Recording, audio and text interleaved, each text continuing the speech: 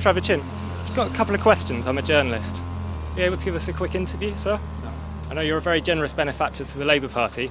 What do you think about the situation in Gaza at the moment? So in 2012, David Lammy accompanied Trevor Chinn to Israel on a delegation which was organised by Labour Friends of Israel, which also happens to have been funded at times by Trevor Chinn, for David Lammy's mayoral campaign to become Mayor of London in, I believe, 2014, 2015. So Trevor Chinn and David Lammy have this kind of long history together.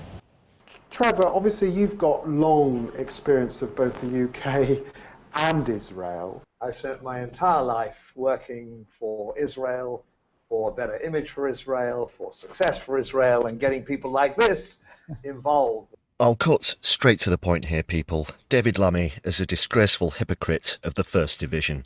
Yesterday he published this tweet where we drown in crocodile tears as he tries to act as if he's outraged by the ongoing famine in Gaza, which has now been made official following a United Nations report. The Home Secretary also described the starvation of millions as preventable, and yet at the same time takes tens of thousands of pounds from the very people who are inflicting war crimes on Palestinians.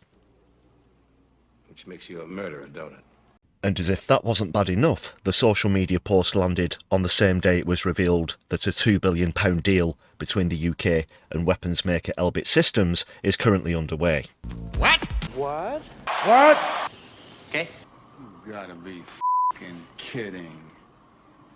Lammy's links to the lobbies were highlighted by a great piece of journalism from Declassified UK, which exposes their influence on most of the current cabinets, including Lammy and the Prime Minister Keir Starmer. Here's an excerpt that goes into the member for Tottenham's role in all of this. Let's see what's happening. Joining me now to discuss this is my colleague, John McAvoy. Now, John, I mentioned there Trevor Chinn's donation to Keir Starmer, the £50,000 that he gave him, but he's been giving money to lots of other Labour MPs as well, hasn't he? Can you tell us about that? Yeah, of course. Yeah, I mean, we found at Declassified that the pro-Israel lobby had donated to 13 of 25 members of Starmer's cabinet when he first came into power. And Trevor Chinn is a key kind of figure in this. He's donated to, as you mentioned, Starmer. He's donated to David Lammy, the Foreign Secretary, on various occasions. He's donated to Lisa Nandy while she was Vice Chair of the Labour Friends of Palestine. Also Rachel Reeves, the current Chancellor, Angela Rayner, Wes Streeting as well. So he's one of the most significant donors to the Labour Party, I would say.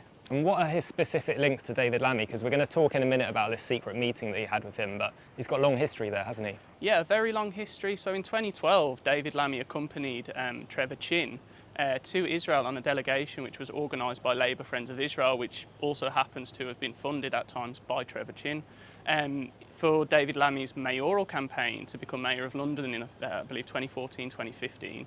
He received around £30,000 from Trevor Chinn. Now, that campaign was also directed from David Menzer, another former chair of Labour Friends of Israel, who's currently a spokesperson for the Israeli government. In Gaza today, there's no famine caused by Israel. There is a man-made shortage, but it's been engineered by Hamas. Following that, over the past few years, he's received several donations. David Lammy has received several donations from an organisation called Labour Together, which is effectively a kind of a very controversial think tank, one of the key funders of which is Trevor Chinn. So Trevor Chinn and David Lammy have this kind of long history together.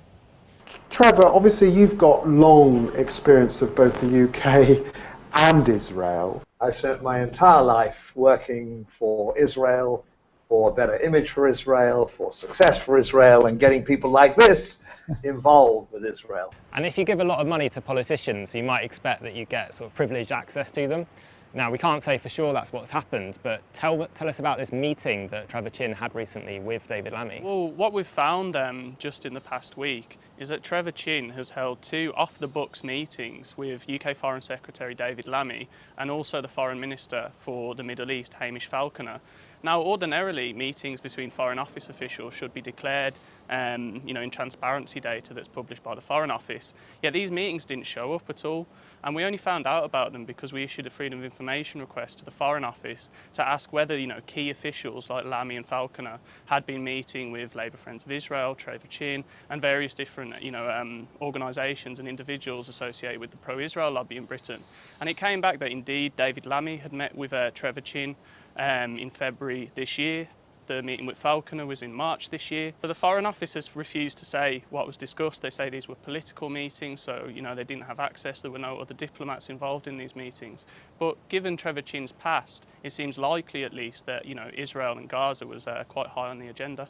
If David Lammy truly wanted to get food and water into Gaza, he could simply arrange for it to be escorted and distributed with the British Army and other UN organisations, but for nearly 2 years now, he's delayed, sat on his hands while offering nothing but empty platitudes, and most importantly refused to recognise Israel's actions as genocidal and illegal.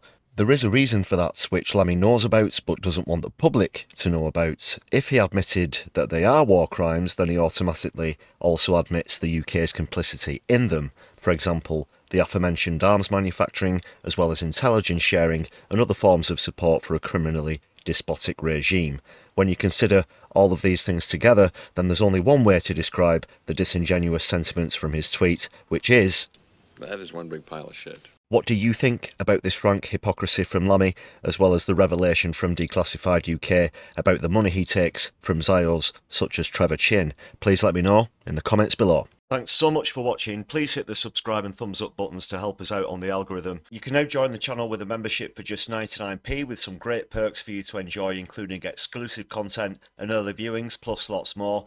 And you get to join the list of awesome people who support the channel that you can see on your screen right now. Hit the join button or follow the links in the channel description. If you'd like to make a one-off contribution, then please hit super thanks on the video or follow the link to our Buy Me a Coffee page, where you can help to show solidarity and support the channel for just the price of a tasty hot beverage. All contributions are greatly appreciated. Thanks again everyone. My left eye will be seeing you soon.